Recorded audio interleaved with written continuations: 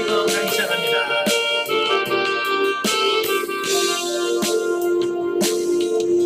나를 되기 원하네. 내 마음을 새롭게 하소서. 새 노래가 되게 하여 주사. 주님의 빛 비추게 하소서. 내가 원하는 한 가지 주님의 기쁨이 되는 것.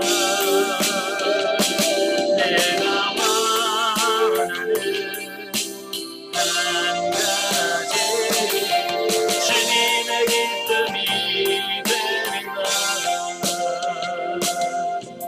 겸손히 내 마음을 드립니다.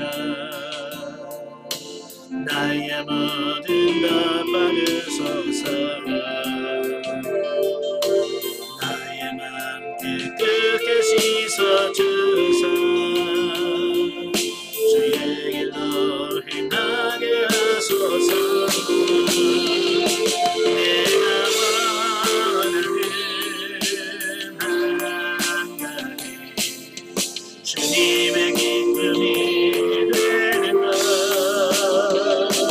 내가 원하는 한 가지 주님의 기쁨이 되는 것. 아멘. 기도하겠습니다. 은혜로우신 아버지, 은혜와 사랑을 진심으로 감사합니다. 오늘 우리를 사랑하셔서 귀한 시간을 허락하시고 훈련 과정, 성령의 구원사역 윤리단계 첫 시간 같이 나눌 수 있도록 은혜 주셔서 감사합니다. 오늘 말씀 날 때 성령께서 우리 지각을 이루셔 잘 깨달아지게 하시고 그 말씀을 통해서 우리 영혼이 아름답게 세워져가는 귀한 역사가 있도록 주님 도와 주옵소서. 시종을 주님께 맡겨오며 예수님의 이름으로 감사하며 기도합나이다. 아멘. 예, 이 시간에는 우리 훈련 과정 81페이지입니다. 81페이지 보시면 윤리 단계가 나오게 되어지는데요. 자, 전에 한번 들으셨지만 우리 다 같이 한번 종합을 한번 시간을 한번 해보도록 하겠습니다. 자, 우리가 형성을 형성해 가는 것을 우리가 신령한 집을 짓는 것에 비유를 들어서 설명을 드린 적이 있습니다. 자, 저와 여러분이 자, 영성훈련 하게 되면 이제 집을 짓는 거다.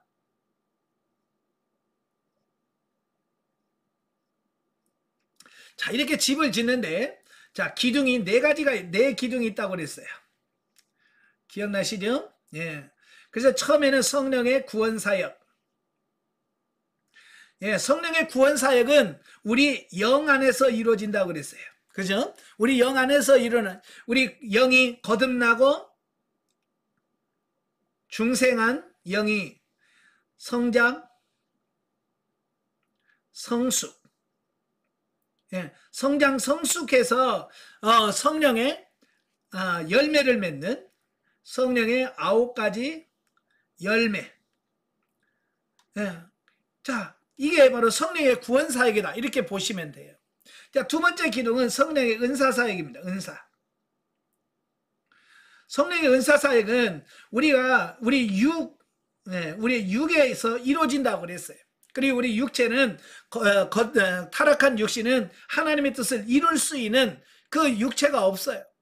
예, 그래서 하나님께서는 우리 육체에다가 은사와 능력을 덧입혀 주셔서 예, 하나님 말씀대로 살 수 없는 우리로 하여금 살 수 있도록 만들어 주시겠다라고 하는 거예요. 예, 그래서 여기는 성령의 9가지 은사. 예. 은사가 은사가 되어지는 거고요. 세 번째가 영성적 물질 관계입니다. 자, 하나님께서 우리로 하여금 이 세상에 살면서 하나님의 일을 할 때 필요한 물질을 우리에게 허락하시죠. 그 물질을 어떻게 우리가 사용할 것이냐, 어떻게 하나님의 뜻이라고 하는 그 뜻대로 이 물질을 써갈 거냐라고 하는 부분을 훈련하는 게 물질관계 영성이고요. 네 번째가 대인관계예요. 예, 우리 인간은 혼자 살 수 있는 존재가 아니라고 그랬어요. 예, 우리는 더불어 사는 공동체란 말이에요. 그러니까 사람과 사람끼리 예, 갈등할 수밖에 없어요. 예, 왜? 서로 다르니까. 사고와 가치관이 다르지, 자라는 환경이 다르지, 성품이 다르지, 다 다르니까 싸울 수밖에 없어요. 자, 그래서 이 부분을 우리가 어떻게 사랑으로 하나 될까? 이걸 다루는 게 영성적 대인관계라고 이렇게 볼 수 있어요. 그래서 이 네 기둥이 모두가 다 잘 세워져야 이 신앙의 집이 흔들리게 가지고 잘 지어지는 집이 될 수 있다라고 하는 거예요. 자, 이해가 되시죠? 자, 오늘은 이제 성령의 구원 사역, 네, 성령의 구원 사역에 대한 첫 기둥에 대한 말씀을 같이 보도록 하겠습니다. 자, 오늘 이제 81페이지로 가기 전에 저희가 1단계가 있어요. 자, 1단계는 65페이지입니다. 훈련관은 65페이지를 보시면 잠깐 이해를 하고 넘어갈, 아마 오래돼서 잊어버리셨을 거예요. 자, 65페이지 보시면 그 성령의 구원 사역의 1단계를 자연상태 또는 영혼의 자기발견 단계다라고 말한다 그랬어요. 예. 그래서 정의를 보면 성령의 구원 사역에 있어서 자연상태란 영혼의 자기 존재를 발견하고 인식하는 단계이다. 이 영혼의 자기 발견 단계 혹은 영혼의 자기 존재에 대한 인식이라고 하는 말은 인간을 영혼과 육체 또는 영혼 몸으로 포괄적인 안목을 가지고 바라보면서도 그 영혼의 존재에 관하여 인식하고 이야기할 수 있는 것을 말한다 그랬어요. 자, 우리 인간은 우리 안에 영과 혼과 몸을 가진 존재, 이 전인이라고 하죠. 이 세 가지를 가지고 산단 말이에요. 그런데 우리 안에 분명히 영혼이 있는데도 불구하고 많은 사람들이 영의 존재를 인식하고 있지 못하고 산다 그 말이에요. 그래서 이 자연상태는 내 안에는 영의 존재를 인식하고 발견해 가는 그 단계를 우리가 자연상태 또는 영혼의 자기발견 단계라고 말한다 그래요. 제가 강의하면서 여러분 영혼 없는 사람 없죠? 다 영이 있죠? 그 문제는 영의 존재를 내가 인식했느냐, 내가 경험했느냐, 체험했느냐, 이게 굉장히 중요하다고 그랬어요. 자, 여러분 기도하시면서 영의 존재를 인식하거나 발견하신 분 손 들어보세요. 나는 영의 존재를 확실히 발견했다. 없으세요? 발견해야 돼요. 그래야 이 자연상태에서 영의 존재를 발견해야 영 중심의 삶이 이런 거구나. 또 영의 생각이 뭐뭐 육의 생각이 뭔지를 분명하게 이해할 수가 있어요. 이 영의 존재를 분명하게 발견하셔야 돼요. 그래서 여러분들이 영혼의 존재를 발견하기 위해서 여러분 기도를 많이 하셔야 돼요. 아시겠죠? 그래서 영혼을 발견하는 방법은 크게 두 가지라고 그랬어요. 예, 실제를 발견하는 방법이 있는데 바로 본질적 분리와 인격 분리라고 그랬어요. 예, 본질적 분리라고 하는 것은 영과 육이 서로 분리가 돼서 서로 상대방을 바라보면서 정말 있네 라고 인식하는 단계를 본질적 분리라고 말합니다. 예, 또 인격적 분리라고 하는 것은 이렇게 확실하게 영과 혼은 분리는 되지 않지만 내 안에서 두 인격, 육의 인격과 영의 인격이 내 안에서 둘이 안에서 만나서 대화도 하고 서로는 의견도 대립하고 하는 이런 과정을 인격 분리라고 말씀드릴 수 있어요. 저는 90년도에는 제가 본체적 분리를 경험했어요. 영혼의 존재를 경험해봤고 영성훈련을 받기 시작했던 98년도에는 인격 분리를 경험했어요. 네, 그래서 이 두 가지를 경험해 보면서 정말 확실히 내 안에 영이 존재하고 있구나. 네, 이걸 확실하게 깨달아요. 영의 존재를 인식하고 나니까 그때부터 되어지는 게 뭐냐면 육의 생각과 영의 생각에 대한 분별이 생기더란 말이에요. 예, 영의 존재를 인식하고 나니까 이건 영의 생각이구나, 이건 육의 생각이구나 라고 이게 분별이 되더라고요. 그 전에는 아무리 이야기를 들어도 그게 무슨 말인지 이해가 안 되더라고요. 왜? 내가 경험해 봤어야지. 육의 생각이라도 도대체 육의 생각이 무엇이며 영의 생각이 무엇인지 이 영의 존재를 인식하지 못하니까 이런 게 분별이 안 되는 거예요. 그래서 확실하게 여러분들이 분별할 수 있기 위해서 기도하셔야 된다라는 거예요. 그래서 우리가 영을 막연하게 생각하기 쉬워요. 근데 영이라고 하는 것은 76페이지 보면 기능적인 면이 있고 인격적인 면이 있습니다. 그러니까 영은 우리가 그냥 영이 있겠지가 아니라 확실하게 존재하는, 존재하는 것이라는 것을 꼭 기억하시면 좋겠습니다. 그래서 영의 기능에는 세 가지 기능이 있어요. 양심, 영교, 직관이라고 하는 이 세 기능이 있어요. 양심이라고 하는 것은 옳고 그름을 분별하는 기능을 말합니다. 자, 그 다음에 직관은 영적인 것을 감지하는 기능을 말한다고 그랬어요. 영적인 것을 이해하고 깨닫고 보고 깨닫는 것을 말하고 있고, 영교는 영적인 하나님과 영적인 교제를 나눌 수 있는 기능을 말합니다. 이 세 기능이 있어서 영이 존재함으로 이런 기능들을 하게 된다라고 하는 거고요. 또 인격적인 면이 있어서 우리 영 안에 지성, 감정, 의지가 작동하는 이런 모습들을 보게 되어집니다. 그래서 일단은 가장 중요한 게 뭐냐? 영의 존재를 인식하고 발견하는 거다. 예, 그래서 꼭 기도하시면 좋겠고요. 자, 81페이지로 돌아오시면 이제 그 발견된 영이 어느 정도 성장을 하게 되면 윤리 단계로 돌아오게 돼요.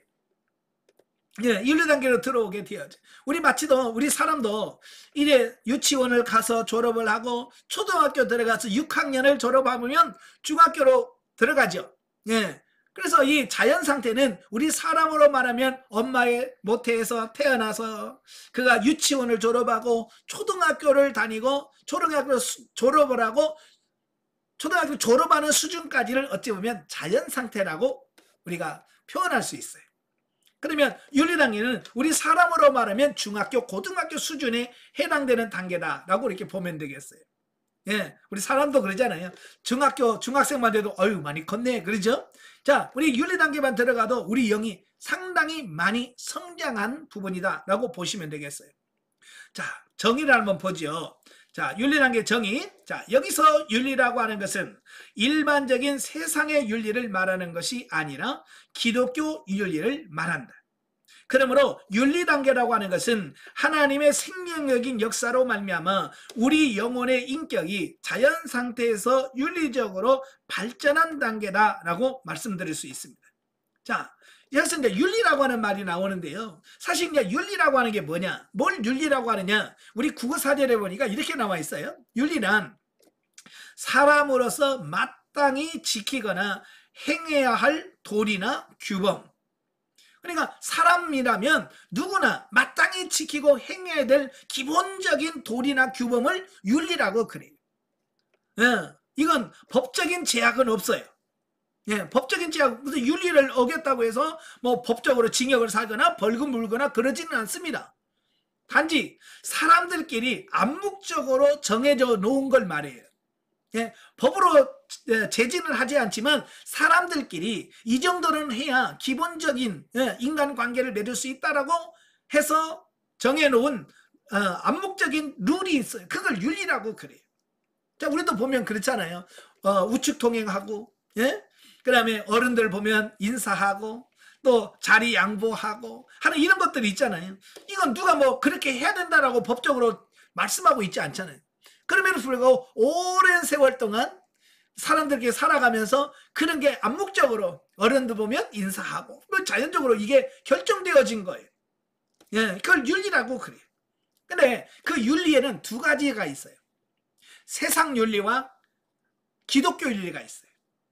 세상 윤리는 또 일반 윤리라고도 하긴 하는데요. 자, 이 일반 윤리, 세상 윤리는 하나님과 상관없이 인간들끼리 세운 윤리를 말합니다. 그러니까 하나님은 상관없이 사람들끼리 모여가지고 최소한 이 정도는 살아야 되지 않냐. 그래서 사람끼리 형성해 놓은 윤리를 일반 윤리 또는 세상 윤리라고 그래요. 네. 그러면 기독교 윤리는 뭐냐? 기독교 윤리는 하나님께서 원하시는 윤리로 하나님이 세우신 거예요. 하나님께서 나를 믿는 사람은 최소한 이 정도는 살아야 된다라고 하나님이 정해놓은 윤리가 있어요. 네. 그래서 예수 믿는 사람들은 이렇게 살아야 돼. 하나님 성에서 이 정도는 돼야 돼 라고 윤리가 정해져 있어요. 바로 그걸 기독교 윤리를 말하는데, 자, 여기서 말하는 윤리는 세상 윤리일까요? 기독교 윤리일까요?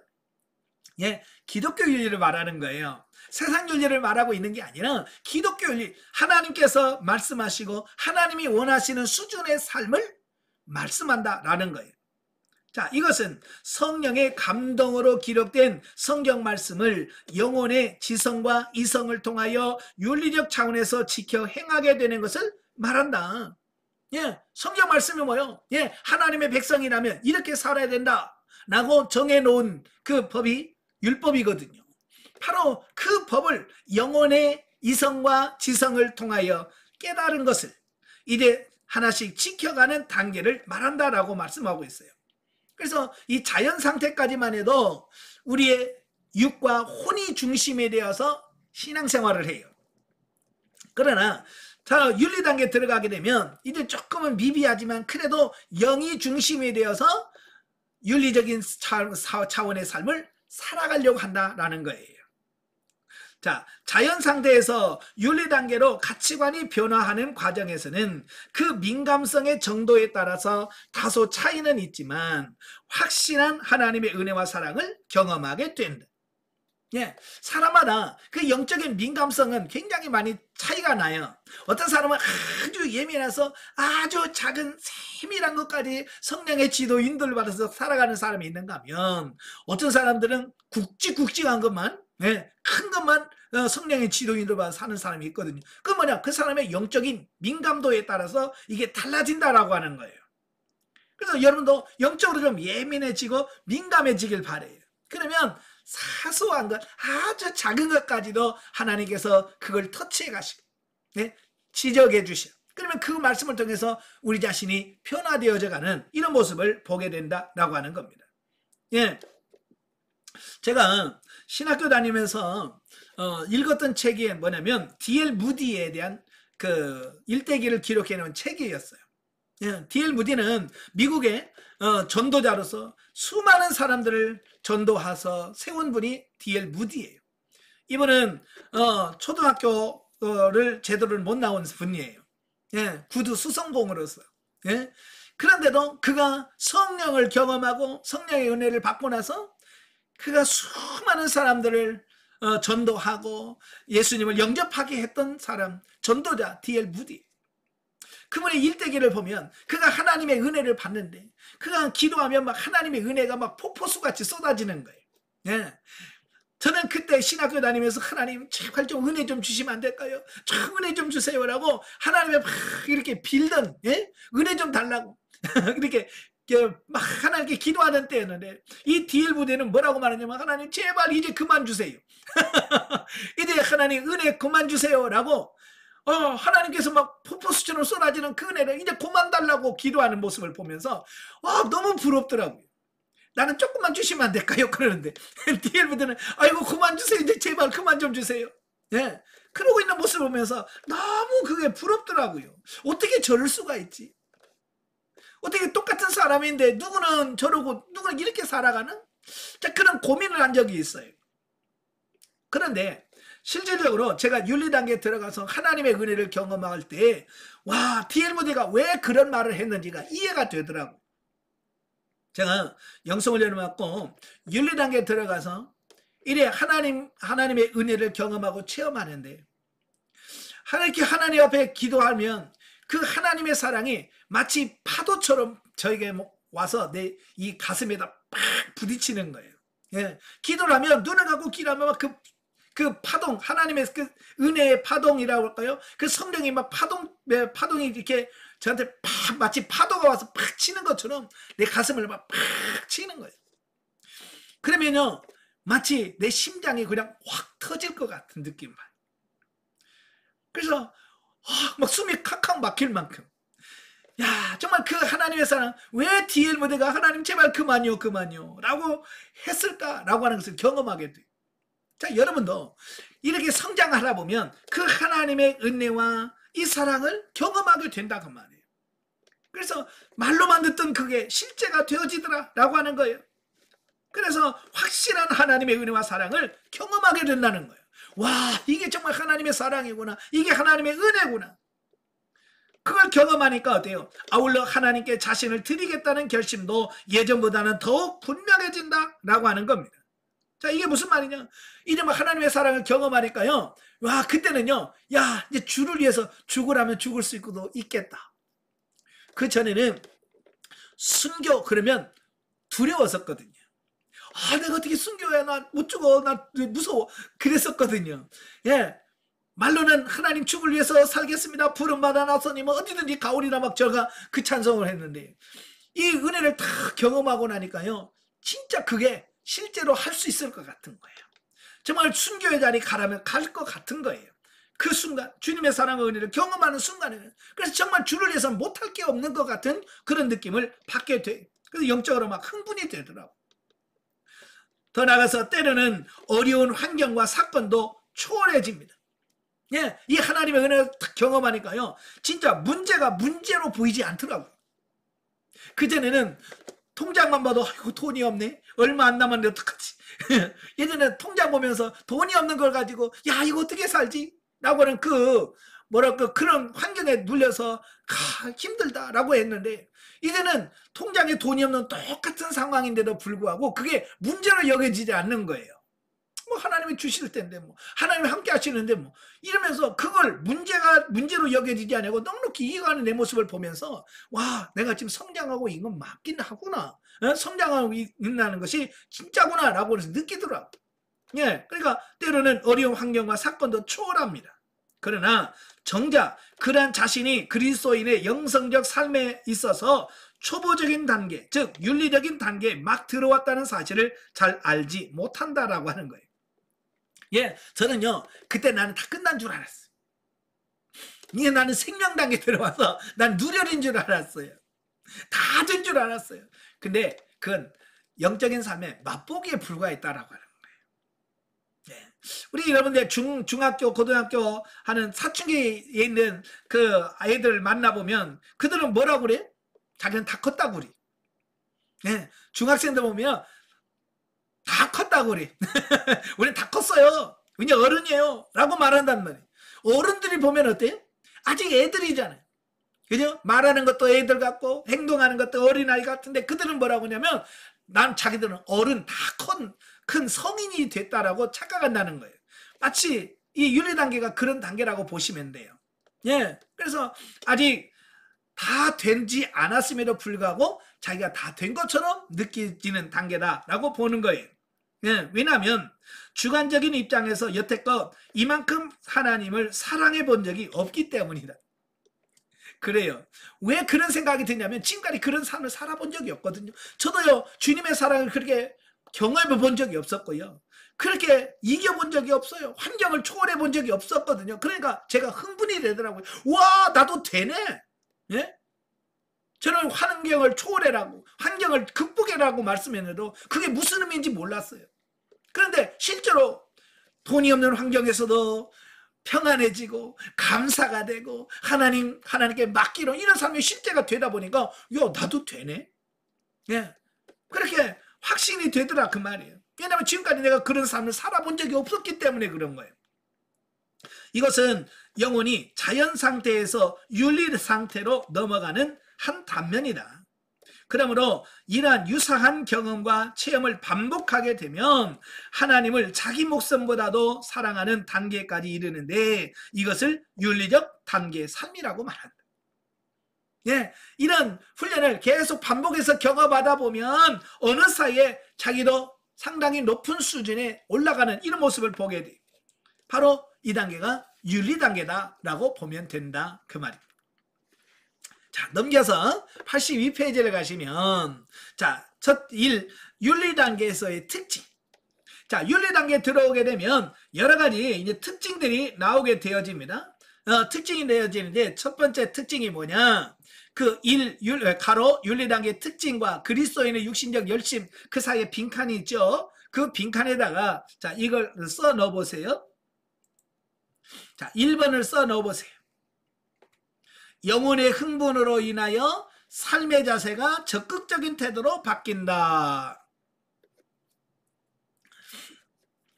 그 빈 공간 있죠? 빈 공간에 1 동그라미 영혼의 흥분으로 인하여 삶의 자세가 적극적인 태도로 바뀐다. 예, 윤리 단계 들어오게 되면 영혼이 이제 경험을 하게 된다고 그랬잖아요. 그 영적인 부분을 경험하게 되면 이게 이제 흥분을 합니다. 흥분하면 이제 모든 삶에서 많이 적극적으로 바뀌어지는 이 부분들을 보게 되어집니다. 자, 여기서 이제 흥분이라고 하는 것은 이제 크게 우리가 이제 두 가지로 볼 수 있어요. 그게 뭐냐면 육적인 흥분과 영적인 흥분으로 나눌 수가 있어요. 자, 육신적인 흥분과 영적인 흥분이 있는데 이 두 가지는 자칫 잘못하면 우리가 혼돈할 수 있어요. 마치 육신적인 흥분을 영적인 흥분으로 착각할 수도 있다 그 말이에요. 왜? 외부적으로 나타나는 현상이 거의 비슷하니까. 그래서 육신의 흥분은 주로 이적과 기적을 경험하거나 육신적인 문제가 해결되어지면 주로 흥분합니다. 자, 예를 들어서 하나님 나 돈이 없는데요 라고 기도했는데 갑자기 돈이 확 생겼어요. 그러면 육신은요 흥분해가지고 야 된다 나도 되네 이런다. 이적과 기적을 경험하면 이 육체는 막 흥분합니다. 예. 주로 그렇죠.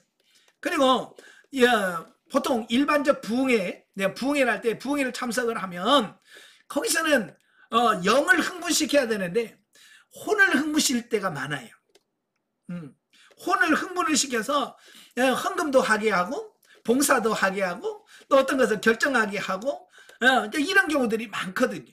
그래서 일반 부흥회 가서 그 흥분을 때문에 많이 실수를 하는 경우도 많이 있어요. 그래서 막 말씀을 통해서 또 분위기를 통해서 흥분을 시켜서 작정하게 하고 막 이런 경우도 있거든요. 자, 그래서 나중에 그 흥분이 가라앉으면 후회를 많이 하는 후회하고 시험에 드는 경우들이 많이 있어요. 그래서 어느 집회 가서 작정을 하고 와서 나중에 집에 와서 아이고 괜히 했네 이런 분들 있잖아요. 그죠? 내가 잘못했네 라고 하는 후회를 한다면 그건 뭐냐? 영이 흥분해서 해야 되는데 육신이 흥분해서 혼이 흥분해서 결정했을 경우는 그런 부분들을 보게 된다 그 말이에요. 자, 여기서 말하는 흥분은 영의 흥분을 말하는 육의 흥분을 말하는 게 아니라 영의 흥분을 말한다라고 보면 돼요. 그런데요, 자, 여기서 그리스도인은 육신적인 열심만으로 봉사하고 전도할 수 있다라고 하는 거예요. 자, 이게 문제란 말이에요. 여러분이 교회에서 정말로 열심으로 막 봉사하는 사람들 있죠. 근데 그들이 영의 열심으로 봉사하는 사람이 많을까요? 아니면 육의 열심으로 봉사하는 사람이 많을까요? 예, 대다수가 육의 열심으로 열심히 봉사합니다. 예, 전도도요, 영의 열심이 아니라 육신의 열심으로, 육의 열심으로 열심히 전도할 수도 있다라고 하는 겁니다. 많은 사람들이 거기에 속아요. 예, 그래서 열심히 하긴 하지만 영적으로 성장이 없고 변화가 나타나지 않습니다. 왜? 영으로 해야 되는데 육으로 하다 보니까. 예, 그리고 어느 단계에 가면 그들이 지쳐버려요. 자, 봉사하고 전도할 수 있다. 그러나 그 열심은 대단하다고 인정이 되지만 그것은 육신이 흥분한 것이다. 예, 열심이 대단하지만 그것은 어디까지나 육이 흥분해서 육신 차원에서 행한 것이다 라고 하는 거예요.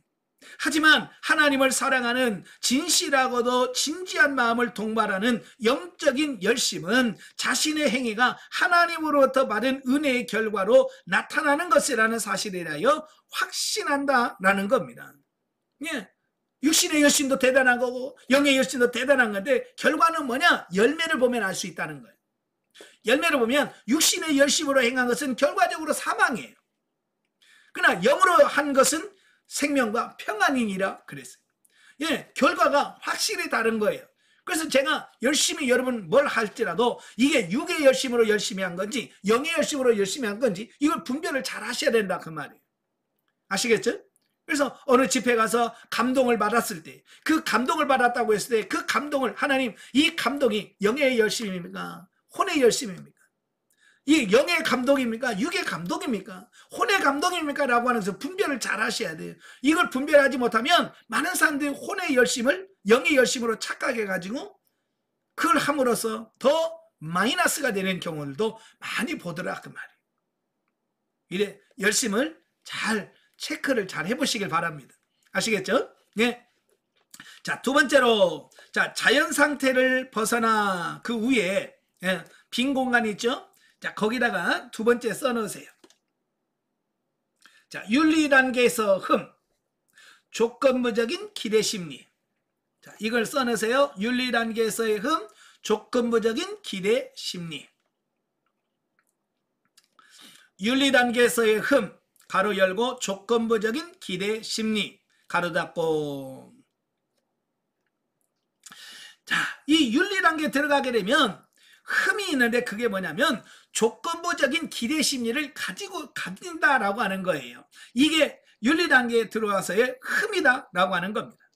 자, 자연 상태를 벗어나 열심을 다해 달려가고는 있지만 윤리 단계에서는 아직도 내가 이만큼 충성하고 봉사했으니까 하나님이 복을 주셔서 뭐든지 잘 될 거야 하는 육신 중심의 기대 심리가 적잖이 남아있다라는 거예요.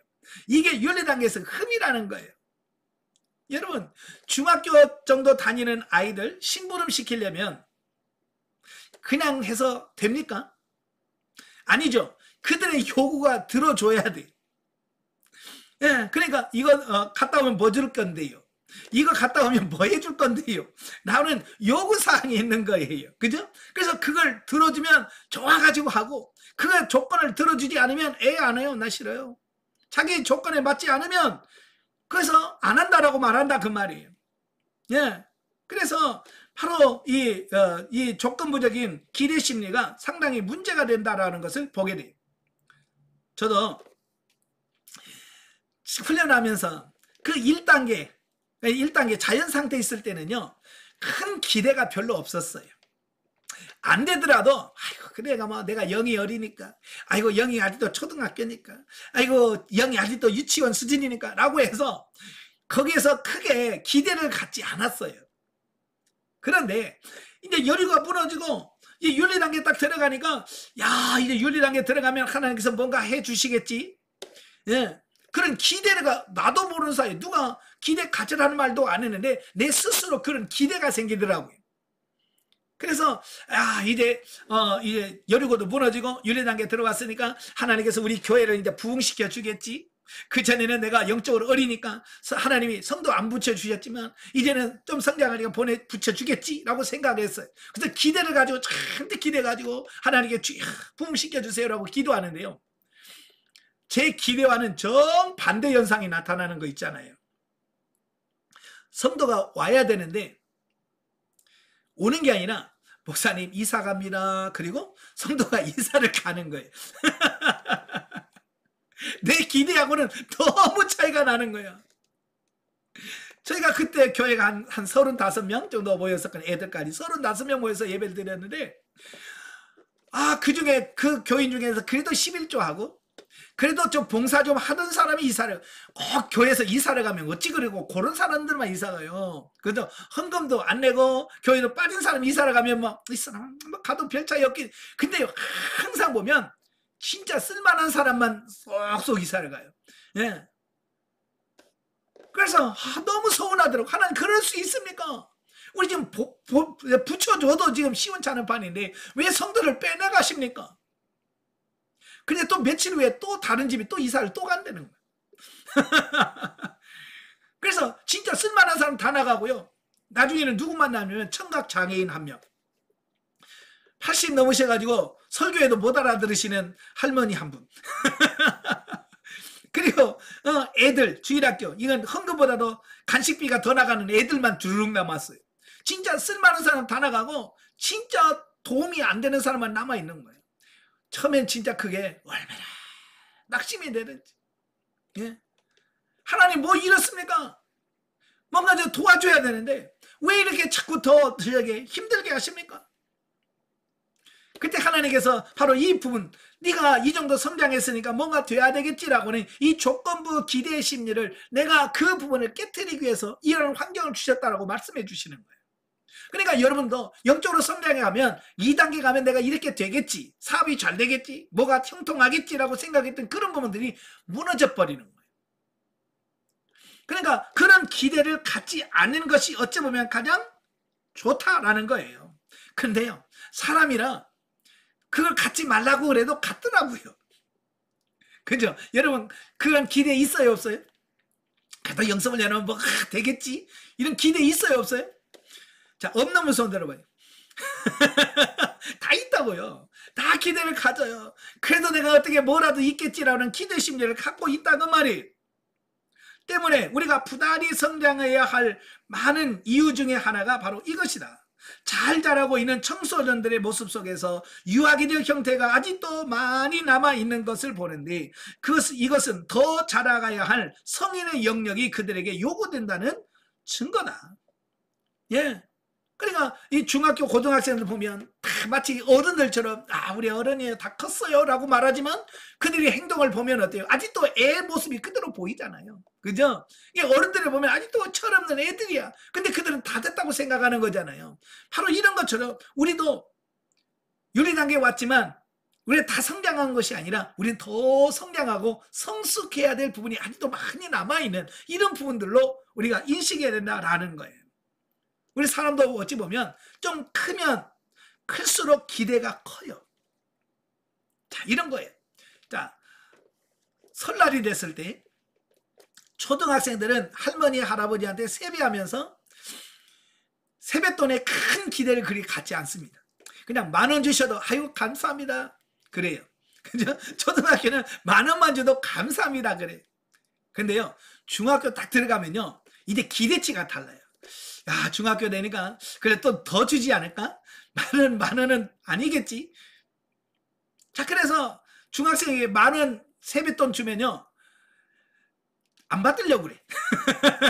왜냐하면 자기가 기대하는 수준이 그 이상이란 말이에요. 그래서 10,000원 주면 삐죽삐죽거려, 안 받으려고 그래. 근데 50,000원 주면 갑자기 얼굴이 확 핍니다. 왜냐하면 그만큼 기대가 크다는 얘기죠. 예. 우리도 이 성장해 가면서 이런 기대 심리가 점점 커져가는. 자, 그래서 이와 마찬가지로 우리에게 남아있는 조건부적 기대 심리가 없어지려면 어서 빨리 진리 단계, 생명 단계로 들어가야 된다. 예, 그 단계에 계속 머물러 있으면 그 단계에서 계속해서 그런 기대 심리 안에서 살아갈 수밖에 없다는 거예요. 만약에 여러분도 마찬가지예요. 내가 중학교에서 딱 멈춰버린다면 계속 그래 10년 가도 그 수준, 20년 가도 그 수준으로서 다 그렇게밖에 못 살아요. 예. 그래서 빨리 우리가 진리 단계, 생명 단계로 들어가야 된다라고 하는 겁니다. 물론 진리, 생명 단계로 들어가면 그러한 육신적인 기대 심리가 없어질 뿐만 아니라 과거에 자기 속에 수준이 낮은 조건부적인 기대 심리가 있었다는 사실에 대하여 부끄러움을 느끼게 될 것이다. 아멘. 예. 그러니까 그 수준에는 이걸 못 깨닫는데 조금 더 성장해 가면 아이고 그때 참 내가 철이 없었다 라고 하는 것을 느낀다 그 말이에요. 아마 여러분도 어렸을 때 세뱃돈 작다고 입술 이만큼 나온 적 없으십니까? 예? 그때는 불만이 많았었지만 지금 수준에서 생각해봐요. 참 그때 철 없었다 그런 생각이 들잖아요. 예? 어릴 때는 그걸 잘 몰라요. 제가 아들을 키웠는데 아직 6살 때 제가 인천에서 살았는데 그 교회 앞에 가면 이 고가도로가 있고 그 고가도로 밑에 인천 1호선 전철이 다녔어요. 어느 날 우리 아들하고 손을 잡고 그 전철 그 고가 위를 지나가는데 마치 전철이 다다닥 하고 지나가는 거예요. 그러니까 우리 아들이 저를 딱 보는 순간 뭐라고 말하냐면 아빠하고 전철하고 싸우면 아빠가 이기지요 그러는 거예요. 그러니까 6살짜리 아들의 눈에는 이 아빠가 대단히 위대해 보이는 거예요. 그러니까 전철하고 아빠하고 싸우면 아빠가 이기지요 그래. 그럼 제가 뭐라고 할게요? 그럼 아빠가 이기지. 제가 그렇게 말한 적이 있거든요. 근데 우리 아들이 중학교 들어갔을 때 그 얘기를 했거든요. 야, 네가 6살 때 나한테 그런 얘기했다? 그러면서 아빠하고 전철하고 이기면 아빠가 이기죠. 네가 그랬어. 그러니까 에이 그러면 그걸 몰랐으니까 그랬죠. 그래서 부끄러워하더라고. 그걸 이거 뭐냐면 성장해 봐야 그 생각이나 이 모든 수준이 달라지는 거예요. 그러니까 조금 전에 세뱃돈 얘기했지만 그 어렸을 때는 세뱃돈 10,000원이냐 50,000원이냐 여기에 굉장히 그거 가지고 울고 불고 난리치거든요. 지금 여러분 성장한 여러분들이 세뱃돈 가지고 울고 불고 그럽니까? 예? 울고 불고 그래요? 지금 또 세뱃돈 가지고 울고 불고 하면 이건 애기죠. 지금은 그런 수준이 아니잖아요. 저도 이제 양가 부모님 중에서 다 돌아가시고 장모님 혼자 살아 계셔요. 그래서 제가 될 수 있으면 명절이 되면 저희 장모님을 찾아뵙고 명절을 같이 보내려고 그래요. 그래서 설날이 되면 이제 저희 처갓집에 갑니다. 처갓집에 가면 이제 설날에 이제 장모님에게 세배를 드리죠. 그러면 저희 장모님은요, 빳빳한 5만 원짜리 5만 원짜리를 봉투에 넣어가지고 복돈이라고 주셔요. 그러면요, 저는요 그걸 받으면요 아주 기뻐하는 척을 다 합니다. 와, 5만 원이다, 세뱃돈이다, 나 장모님 돈 받았다 이러면서 좋아. 제가요 5만 원이 좋아서 그럴까요? 제가 좋아해야 장모님이 좋아하셔요. 그러니까 저를 위해서 기뻐하는 게 아니라 장모님 기뻐하라고 제가 더 오버해서 5만 원 받았다고 자랑을 합니다. 예. 그런데요, 5만 원 받고 끝나는 것이 아니고 저는 따로 봉투를 장모님한테 드립니다. 장모님한테 드리는데 장모님이 5만 원 했다고 저도 5만 원 드립니까? 아니에요. 장모님은 5만 원 드리는데 저는 거기에 10배를 드려요. 예. 10배를 드리면서 아 뭐야 이거 내가 뭐 이거 마이너스네? 손해네? 이럽니까? 아니에요. 저는요 이제 성인이에요. 성인이니까 그것 때문에 아 나는 50만 원 줬는데 5만 원 줘, 아이 45만 원 손해봤네 이렇게 안 한단 말이에요. 왜? 내 사고와 가치관이 바뀌어졌기 때문에 이제는 부모님한테 받으면서의 기쁨보다는 드리면서 기쁨을 누린다 그 말이에요. 드리면서 행복을 느낀단 말이에요. 이게 성인이고 이게 어른이란 말이에요. 이게 자란 사람들의 모습이라 그 말이에요. 어린아이들은 받으면서 기쁘지만 성장한 사람들은 드리면서 기뻐한다 그 말이에요. 이해가 되시죠? 예. 그러니까 영적으로 어렸을 때는 하나님의 매일 하나님 복 주시옵시오. 뭘 주세요? 그냥 받는 것에 목표를 두고 받는 것이 주로 기도 제목이 돼. 그러나 성장을 하게 되면 하나님 주세요. 이게 받는 게 목적이 아니라 내가 어떻게 하면 주님을 더 기쁘시게 할 수 있을까요? 어떻게 해야 주님께 영광을 돌릴 수 있습니까? 라고 하는 기도 제목으로 바뀌어지는 겁니다. 제가요 이 윤리 단계를 지나면서 제 기도 제목이 완전히 바뀌어버렸어요. 그러니까 윤리 단계 전까지만 해도 기도하면서 맨날 주시옵소서가 입에서 달고 살았어요. 네. 그게 뭐냐면 어렸을 때 늘 신앙생활에서 맨날 주시옵소서만 했잖아요. 그죠? 물질 주시옵소서, 먹어 주시옵소서, 공부 잘하게 주시고 합격시켜 주시고 뭘 주시고 이것만 계속 주시옵소서 하다 보니까 영성훈련하면서도 우리 한국말로 하면 계속 주시옵소서만 계속 나오는 거예요. 습관이 돼가지고. 그런데 윤리단계 딱 들어가서 조금 성장하니까 이제 주시옵소서라는 말이 싹 빠지고요. 하나님 제가 어떻게 해드리기를 원하십니까? 이런 기도가 나오더라고요. 아침에 새벽에 기도할 때도 하나님 오늘 어떻게 살아드릴까요? 설교를 준비하면서 하나님 어떻게 하나님의 말씀을 전해드릴까요? 예전에는 그렇게 안 했거든요. 설교하면 하나님 지켜주옵소서, 능력을 주옵소서, 역사해 주옵소서 맨날 그렇게 기도했거든요. 근데 이제는 그게 아니에요. 이제는 하나님 어떤 말씀을 전할까요? 어떻게 하나님을 섬겨드릴까요? 어떻게 하나님을 기쁘시게 할까요? 라고 해서 내가 아니라 하나님 중심으로 바뀌어지더라고요. 이게 뭐냐? 이게 진짜 성장하고 있다는 뜻이거든요. 이제 여러분도 윤리 단계를 지나가면서 이런 조건부적인 기대 심리가 아니라 이제는 하나님이 기뻐하시는 삶으로 바뀌어져가는 그런 삶이 돼야 되겠다라고 하는 겁니다. 예. 그래서 더 나아가 감사한 것은 기대하지 않았는데도 하나님께서는 필요한 것을 풍족히 채워주신다는 사실이다. 예, 놀라운 것은요, 예전에 주시옵소서 그래도 안 주시던 것이 이제는 달라고 안 했는데 하나님께서 주시더라고요. 그전엔 그렇게 돈을 주옵소서 맨날 물질 축복 달라고 그렇게 기도해도 맨날 돈이 달랑달랑 해서 겨우 살 수 있을 정도만 됐는데요, 기도 안 해도 물질의 축복 달라고 기도 안 해도 하나님께서 물질을 채워주시고 살 수 있도록 만들어 주시더라는 거예요. 예. 그래서 이제 기도를 완전히 방언으로 바꿔버렸어요. 예. 왜? 주시옵소서가 이 한국말로 기도하면 계속 주시옵소서가 계속 나오는 거예요. 그래서 이 주시옵소서 기도를 안 하는 방법이 뭐냐? 방언으로 기도하는 거라. 네. 근데 방언으로 기도하면 사실 나도 무슨 기도했는지 몰라요. 하나님께서 통역해 주지 않으니랑, 예?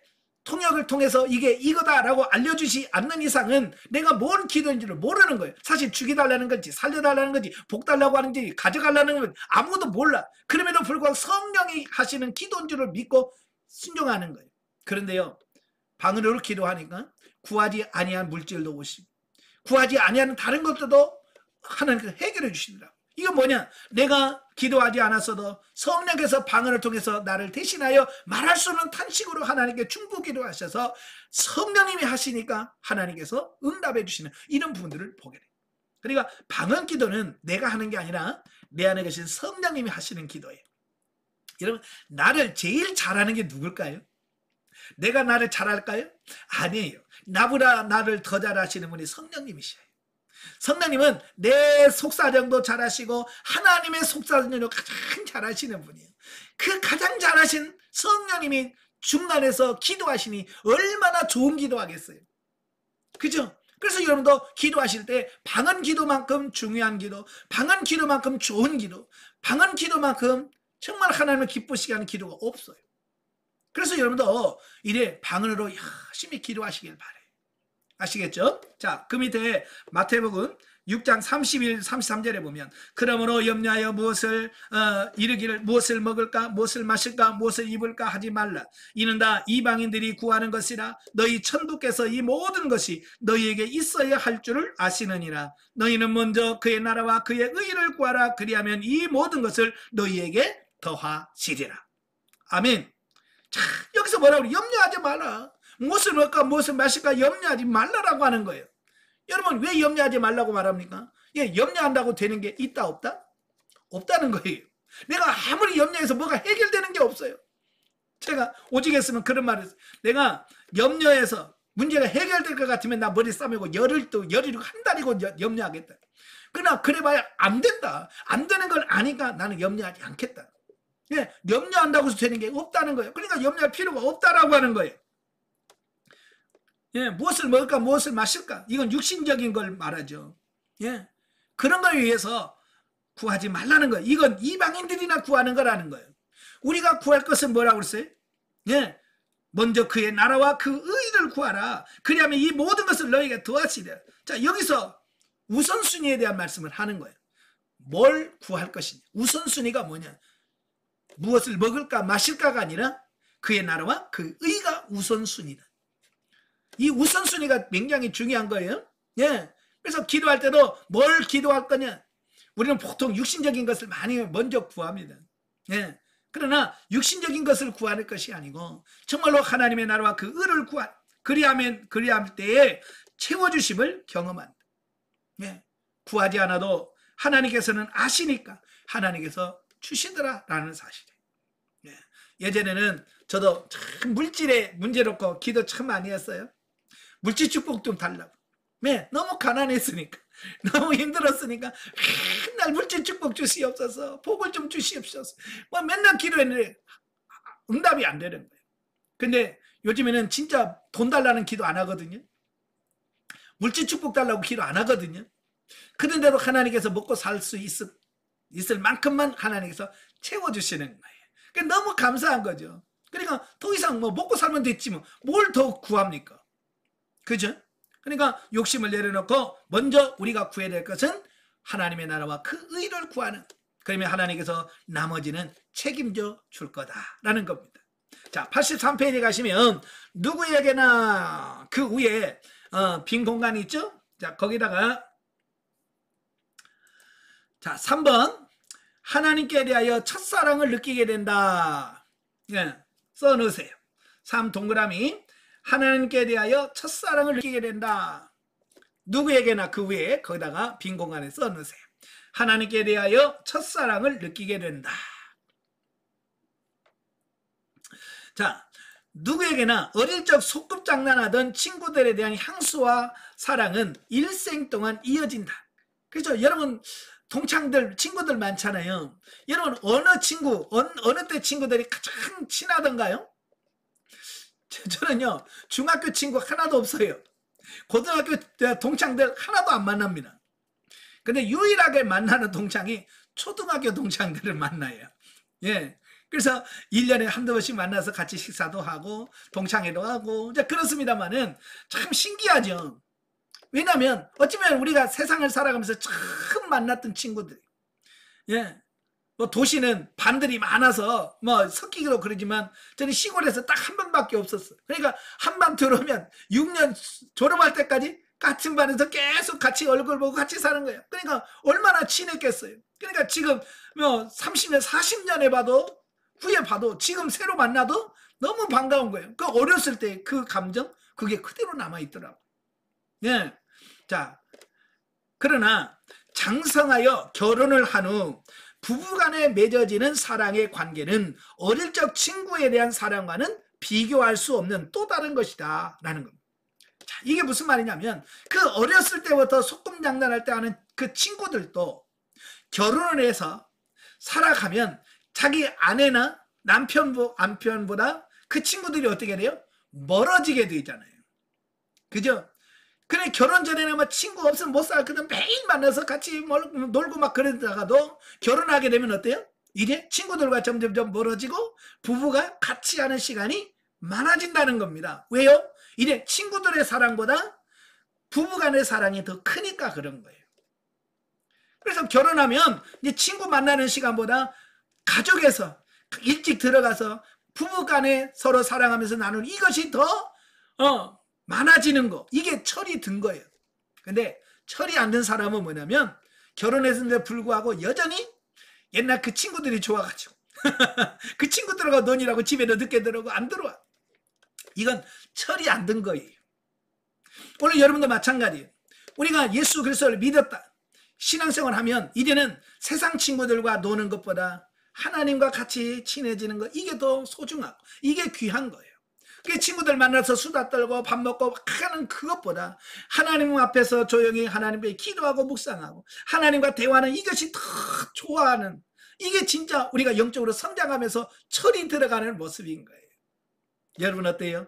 친구들하고 수다 떠는 게 재밌어요? 하나님 앞에 기도하는 게 재밌어요? 만약에 친구들 만나서 이게 더 좋다면 여러분 아직 철이 안 든 거예요. 나이와 상관없이 아직 영적인 철이 안 든 거예요. 나는요 하나님과 함께하고 하나님께 기도하는 시간이 너무 좋아요. 너무 행복해요. 이게 진짜가 돼야 돼. 그래서 하나님과의 첫사랑을 느끼 그래서 첫사랑이 회복되듯이 정말 친해지는 이런 삶이 돼야 된다 그 말이에요. 예. 자, 이와 마찬가지로 성령의 구원사에게 윤리단계로 들어가면 하나님 그분이 진정한 나의 아버지요 하나님 하늘나라의 영원한 통치자인 것을 비로소 깨닫게 되고 그 사랑에 감격하게 된다.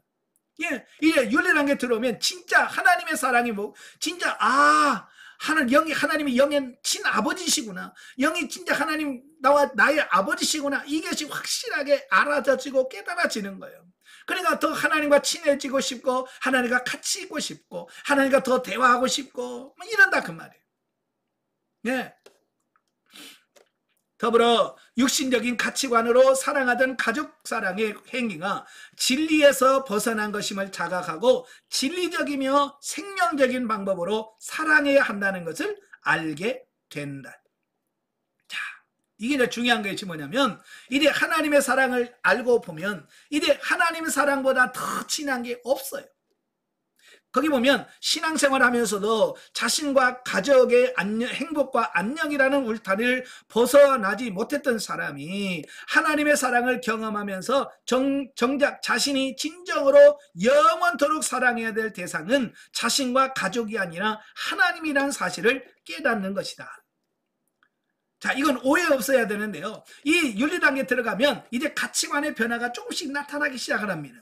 그러니까 이 가치관이 변화되기 전에는 오직 내 가족, 내 식구, 내 남편, 내 아내, 내 자식 이게 어찌 보면 내 삶의 모든 것이었어요. 그래서 기도할 때는 맨날 하나님 내 자식, 내 우리 가족, 우리 집 뭐 이런 것만 늘 기도하는 왜냐하면 모든 게 그 중심이 가족 중심이기 때문에 그런 거예요. 여러분 그러나 그 육신의 가정보다도 더 위에 있는 게 뭐냐? 그게 하나님이거든요. 그죠? 하나님의 사랑으로 이게 바뀌어져야 되는데 여전히 아직도 초보적인 신앙은 자기 가족의 행복과 안녕이라는 그 테두리를 벗어나지 못하는 겁니다. 예. 그래서 뭘 좀 하자 그러면 가족 핑계대. 예. 남편 핑계대고 아내 핑계대고 자녀, 그렇다고 해서 가족을 무시하는 말이 절대로 아닙니다. 예. 여기서 말하는 것은 이 가치관의 변화가 필요하다는 것을 말씀하려고 하는 거예요. 자, 여러분 가족 굉장히 중요하죠. 그죠? 그런데요. 자, 마태복음 12장 46절부터 50절까지 보면 자, 예수님이 말씀을 전하는데 사람들이 너무 많이 온 거예요. 그래서 예수님이 계신 데 들어갈 수가 없는 거예요. 그래서 예수님의 어머니하고 예수님의 형제들이 예수님을 찾아왔는데 사람들이 너무 많아가지고 들어갈 수가 없는 거예요. 그래서 제자들을 통해서 예수님한테 어머니하고 형제들이 왔다고 좀 전해주라. 그래서 그 형제가 제자가 가가지고 예수님 지금 저기에 어머니하고 동생들이 왔는데요 라고 말합니다. 그러니까 예수님이 뭐라고 말씀하냐면 누가 내 형제며 누가 내 어머니냐. 그러면서 옆에 있는 사람 둘러보면서 바로 내 말을 듣고 내 말을 순종하는 자가 바로 내 어머니요 내 형제니라. 자, 그 말을 어머니나 형제들이 들으면 시험들만 하잖아. 그죠? 저는 반면에서 열심히 키워놨더니 저렇게 몰라보네 라고 생각할 수 있잖아요. 근데 예수님께서 이건 불효자라서 그런 말이 아니라 예수님이 그렇게 말씀하신 이유가 뭐냐면 가족에 대한 가치관의 변화가 필요하다, 이걸 말씀하려고 하는 거예요. 우리는 이 땅에 살면서 육신의 가족이 전부라고 생각하고 이게 다라고 생각하거든요. 근데 그 육신의 가족보다도 더 진한 가족이 있는데 바로 영적인 가족이다, 이야기를 하고 있는 거예요. 예. 그래서 이 가족의 가치관도 바꾸셔야 돼요. 아시겠죠? 예. 하나님이 진짜 나의 아버지시고 육신의 가족은 우리가 이 세상에 살아가는 동안에 그 하나님과 영적인 관계를 이어주고 풀어주고 이걸 관계를 맺도록 하는 어찌 보면 파트너적인 개념의 가족이라고 볼 수 있다라고 하는 거예요. 근데 우리는 그게 전부라고 생각하는 게 문제라고. 어떤 분이 저한테 이렇게 질문하더라고요. 목사님, 천국 가서도 부부로 같이 사나요? 어때요? 여러분, 천국 가가지고 이 세상에서 부부로 산 사람이 천국 가서 부부로 살아요? 아니에요.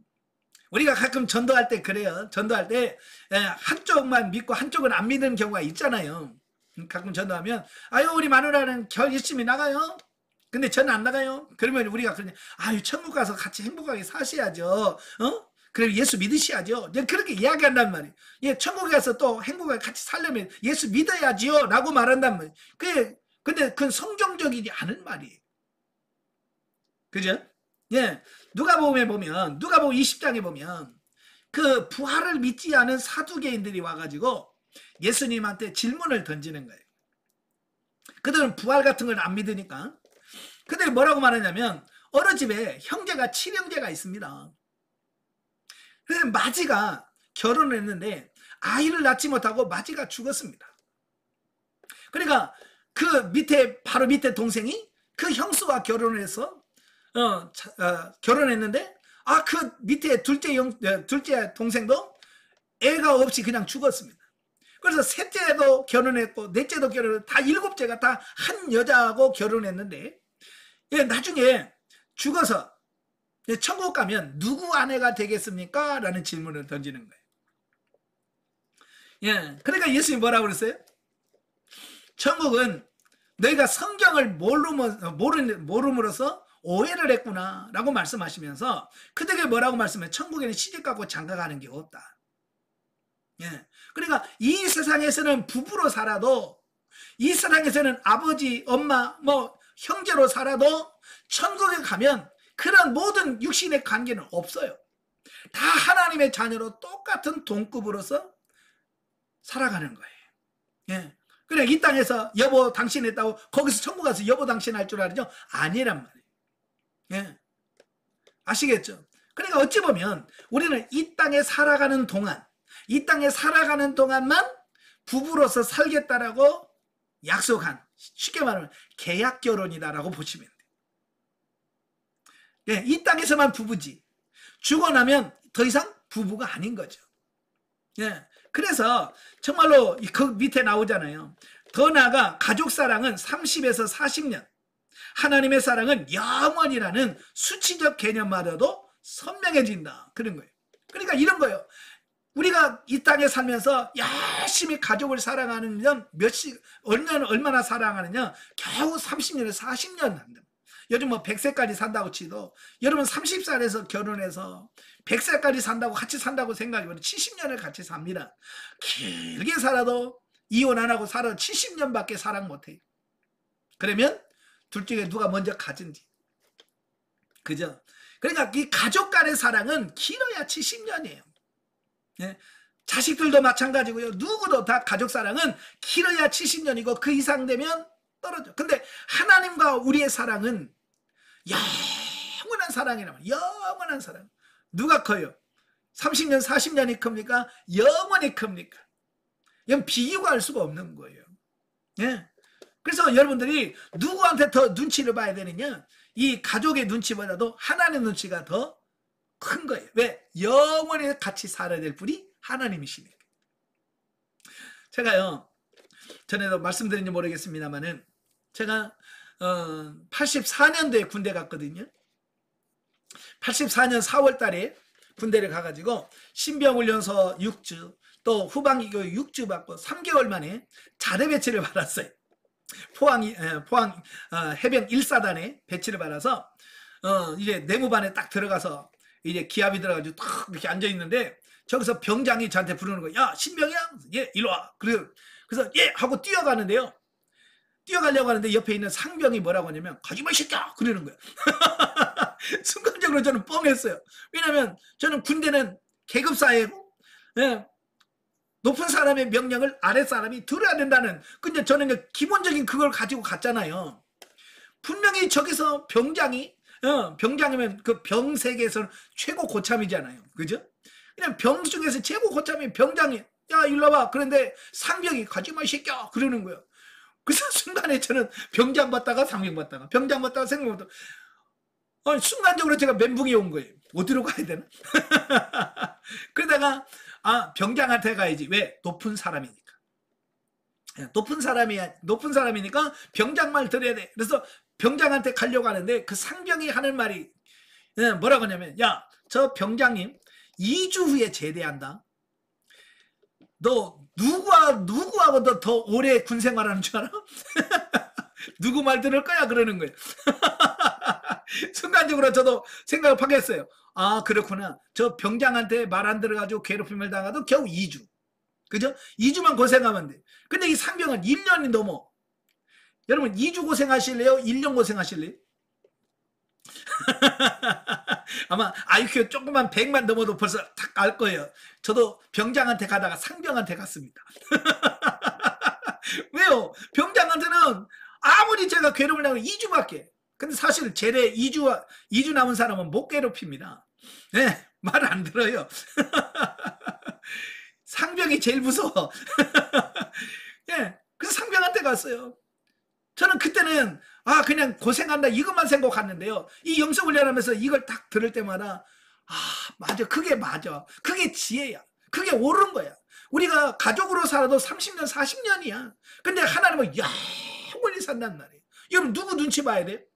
30년 40년 사는 사람 눈치 볼래요? 영원히 사는 하나님 눈치 보시. 당연히 한 게요.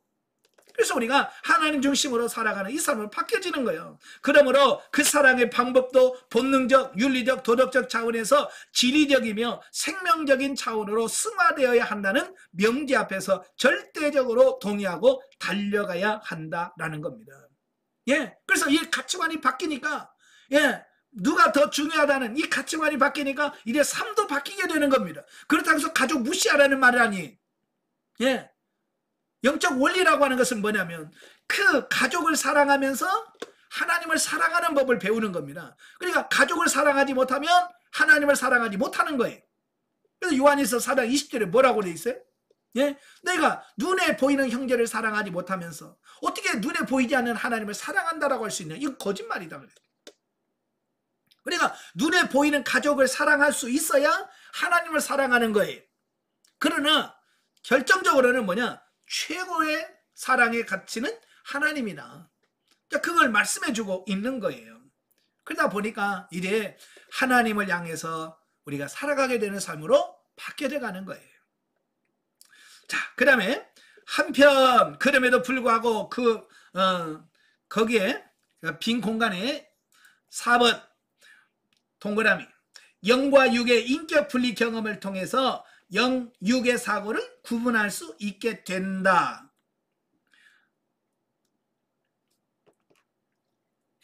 자, 써놓으세요.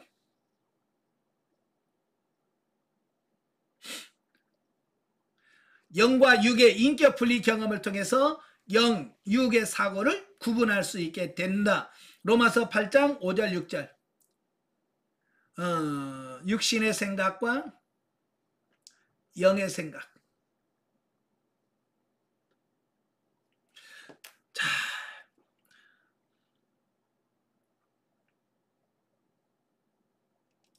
자, 이렇게 사고가 가치관이 바뀌는 데 있어도 중요한 것은 뭐냐면 그럼에도 불구하고 우리는 복합체적인 자신의 영, 혼, 몸 또는 영혼과 육체로 구분하여 사고할 수 있어야 하는데 그러한 경험이 충분히 되어짐으로 말미암아 각 개체의 성격과 역할 그리고 특성들을 인식하여 독립적 사고를 하게 되고 아울러 복합적인 사고체계를 이루어져서 폭넓은 영성적 삶을 살게 되는 것이다. 하나님의 의도는 여기에 있다라고 하는 겁니다.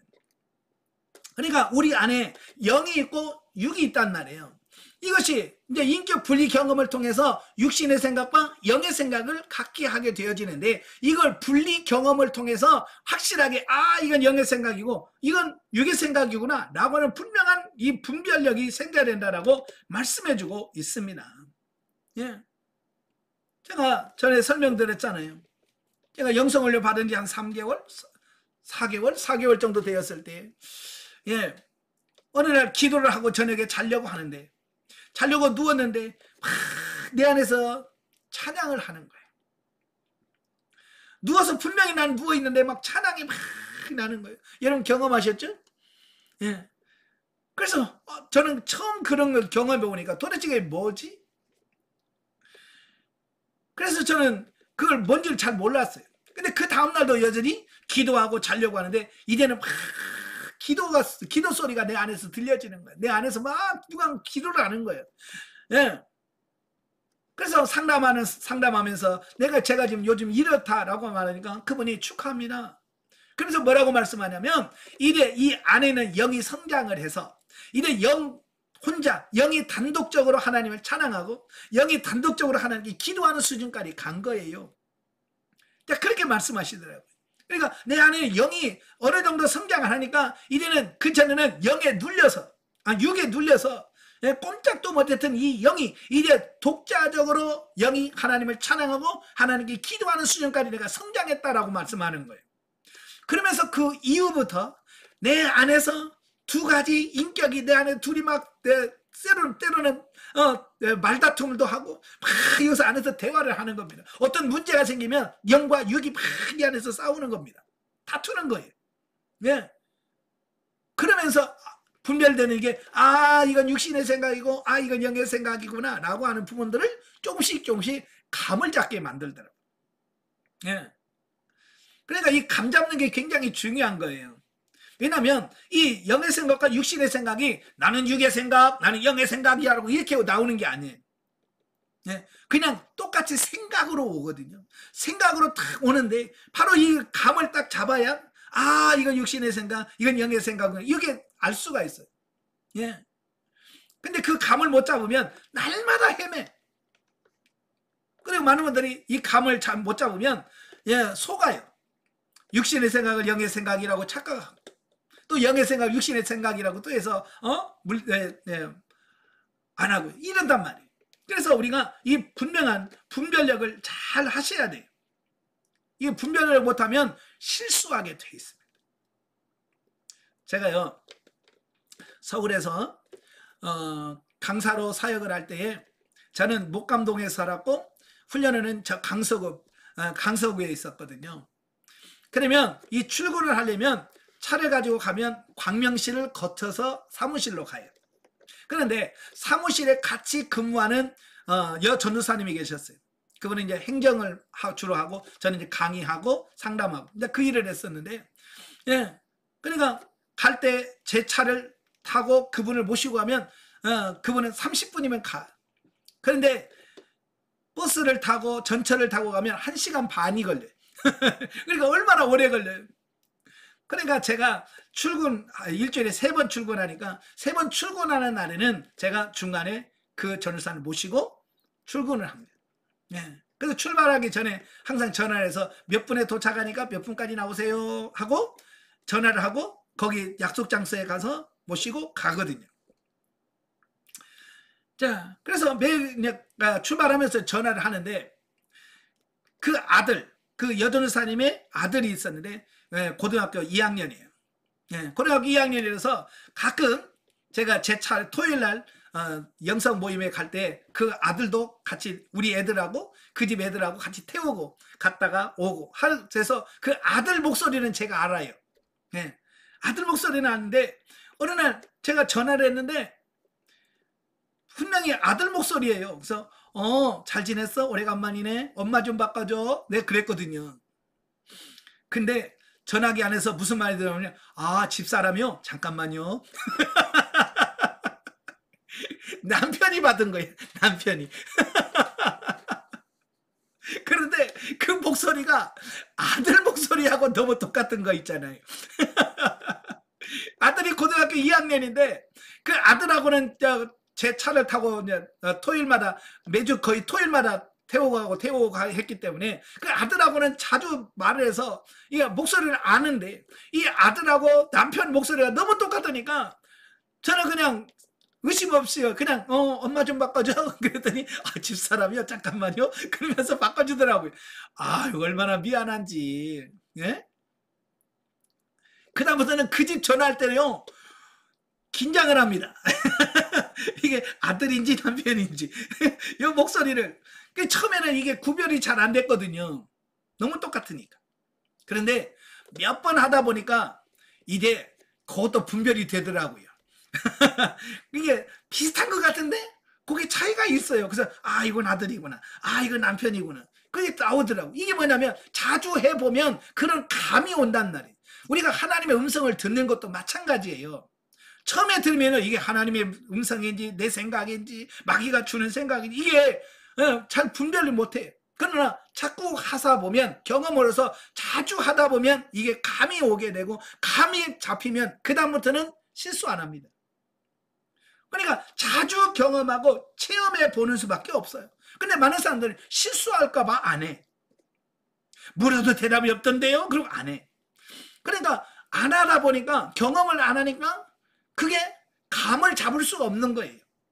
그러니까 이건 3년이 가고 4년이 가도 감을 못 잡으면 하나님의 음성을 못 듣습니다.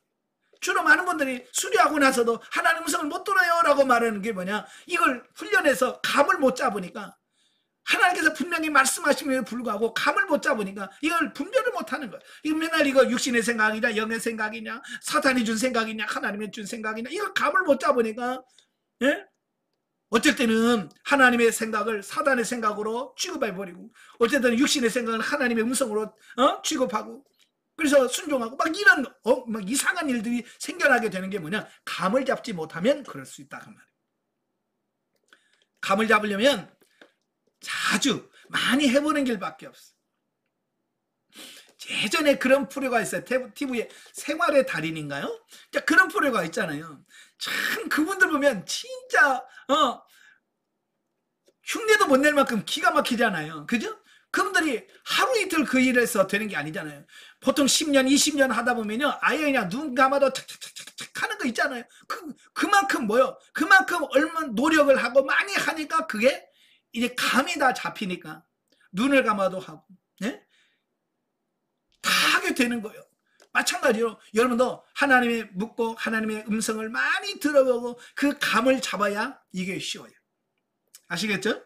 많이 해서 감 잡기를 바래요. 자, 사람들은 영혼의 존재에 대하여 무관심하다. 자, 지금도 저도 이 영성 강의를 하고 있지만 많은 크리스찬 중에서요, 이 영의 문제에 대해서 관심이 없어요. 너무 안타까운 게 뭐냐면 관심이 없어요. 영의 이야기하면요 이상하다 그래. 요게 진짜인데 그만큼 영에 대해서 관심이 없어요. 자, 그러나 성령님의 역사하심으로 말미암아 우리는 거듭나게 되고 영혼의 존재를 알게 되면서 인격적으로 자신의 영혼을 인식할 뿐만 아니라 영혼이 하나님을 사랑하게 되고 그의 명령을 순종하고 영혼의 주인이 되어서 모든 것을 살아가게 되는 것이다. 아멘. 예. 점점 우리가 그 경험과 체험을 통해서 영혼이 내 영혼의 존재를 인식하고 이제는 그 영혼이 하나님을 사랑하고 이제는 그 하나님의 명령을 듣고 그 말씀에 순종하는 그 삶까지 가게 되는 거라 그 말입니다. 근데 그게 그냥 되어지는 게 아니란 말이에요. 세월이 가다 보면 어느 순간에 탁 되어지는 게 아니라 내가 그만큼 훈련하고 그만큼 열심히 기도하고 예? 경험하고 체험해 갔을 때 그게 가능해지더라라는 거예요. 그래도 대다수의 많은 사람들이 그냥 아이고 3년만 가면 되겠지. 안 됩니다. 3년 가면 죽어도 안 됩니다. 내가 안 하면요 3년이 아니라 10년을 가도 안 돼요. 그래서 여러분들이 세월만 보내지 말고 기왕 우리가 하는 거 제대로 기도 좀 하고 제대로 하나님께 묻고 제대로 하나님께 훈련하면서 제대로 좀 변화되면서 가자고요. 아시겠습니까? 예, 그래야 여러분들이 변화되고 새로워져. 예, 이건 누가 하느냐? 내가 열심히 하는 것 같지만 결국 하나님이 하시는 거예요. 아멘. 그래서 하나님이 시키시는 훈련을 잘 받으시길 바랍니다. 아시겠죠? 사랑하는 훈련, 하나님 음성을 듣는 훈련, 순종하는 훈련, 기도하는 훈련, 하나님께서 여러분 훈련시키실 때 그 훈련들을 잘 받으세요. 그래서 정말 주님이 기뻐하시는 삶으로 바뀌시는 여러분 되시기를 바랍니다. 기도하겠습니다. 은혜로우신 아버지 감사합니다. 오늘도 우리를 사랑하셔서 귀한 말씀을 듣게 하신 아버지 감사합니다. 우리 영혼이 거듭나고 중생하고 아버지 하나님 자라고 성장해서 이제 윤리단계에 들어왔을 때 영혼의 지성과 이성을 통하여 하나님의 말씀을 듣고 깨달아 순종해가는 그 단계까지 이룰 수 있도록 저들을 도와주시옵소서. 하나님, 우리가 하나님의 말씀을 음성을 듣고 경험하고 체험하면서 더 깊이 하나님을 경험하고 체험하며 하나님과 날마다 동행하는 삶이 실제가 되어지는 은혜가 있도록 도와주시옵소서. 예수님의 이름으로 감사하며 기도합나이다. 아멘. 하나님께 노립니다.